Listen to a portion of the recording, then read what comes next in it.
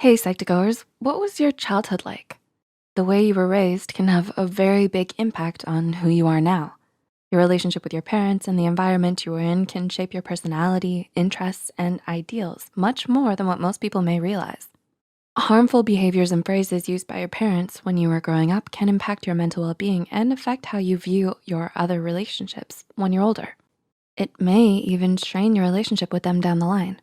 So whether you're already a caregiver looking for phrases to avoid or a child seeking information, here are 8 hurtful things parents tell their children.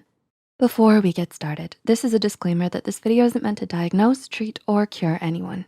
It's for informative purposes only. So if you or someone you know may be struggling, we urge you to seek professional help from a therapist or another trusted professional. Number 1, you're so dramatic, grow up. Have you ever been told you're too dramatic? As a child, you may have been upset about something that wasn't objectively a big deal. However, while the problem might not have been that bad rationally speaking, the emotions you felt were still important. When parents dismiss how their child is feeling, it can make them feel as if their emotions aren't valid and that they don't deserve to be expressed. Telling them to grow up can also cause them to perceive adults as unfeeling, which may cause future problems with communication and being vulnerable. The bottom line is that all emotions are important, valid, and deserve to be expressed in a healthy way. Number 2, why are you like this? Have you ever been asked this? How did you respond? Questions like, why are you like this, or what's wrong with you, tend to be used rhetorically when someone is frustrated. However, they can have many psychological impacts, especially for children. A child could start believing that they're inadequate, broken, or that there is something wrong with them. Children are extremely impressionable. So a parent saying this out of spite can affect them for years. Parents should try to avoid this phrase no matter how frustrated they get.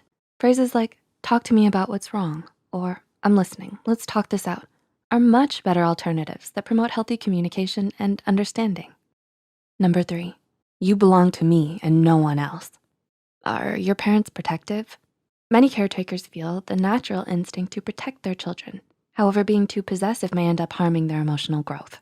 When parents don't let their children explore the world and experience new things, they can become over-reliant on the guidance that won't always be there.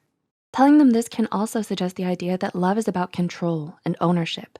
In reality, people aren't objects and they deserve to grow and mature at their own pace. Number 4, as long as I'm feeding and clothing you, you'll follow my rules. Have your parents ever guilt-tripped you by using this phrase? While many parents use it to motivate children to do simple chores like cooking and cleaning, it can have some unintended consequences. For example, it could make a child feel like a burden or that they always have to live the way their parents want them to, which may lead to feelings of frustration and resentment. Moreover, they may feel as if they're in debt to their parents and make important decisions based upon family expectations and not upon their own wants and needs. While children should acknowledge everything their parents do for them, it's also important to realize that parental love and support isn't something to hold over their heads. Number 5, you're too thin or overweight. Do your parents make small comments about your weight whenever you eat? While it may not sound like a big deal, it perpetuates body shaming ideas and our society's fixation on fitting and following a certain beauty standard. Always mentioning someone's weight may also promote an unhealthy relationship with food, as they may feel they're eating too much or that eating is a chore. While it's important to ensure your child is eating healthy, making comments about their weight or body shape may only drag them down. Instead, you may wanna focus on promoting a balanced diet with everything in moderation. Number 6, I wish you were more like. Do your parents compare you with siblings, cousins, and seemingly anyone even semi-close to your age? When parents constantly wish their children were different, it can become detrimental to their children's self-esteem and cause them to constantly overexert themselves. Their children may always feel as if they have to compete with everyone, which may lead to burnout, exhaustion, and jealousy. Number 7, that's the way I was raised and I turned out fine.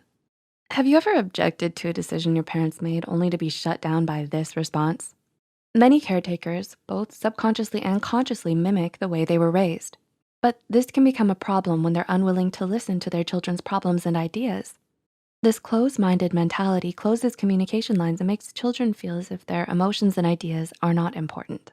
Instead, caretakers may wanna try recognizing that parenting isn't a one-size-fits-all kind of thing. It's ever-changing, so what may have worked for them may not apply to everyone. And number 8, you were an accident. While it's true, some parents have unplanned children. Telling a child this can leave them with long-term emotional scars. This is especially the case if they're at a young age. A child could feel unwanted or like a burden, which could affect them throughout their entire lives. Adding "I love you anyway" doesn't really help either.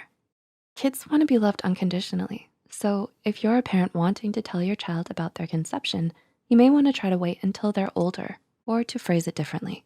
Have you heard any of these phrases before? If so, which ones? How did it affect you?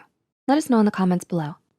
If you found this video helpful, be sure to like, subscribe, and share this video with those who might benefit from it. And don't forget to hit the notification bell icon to get notified whenever Psych2Go posts a new video. The references and studies used in this video are added in the description below. Thanks for watching, and we'll see you in the next one.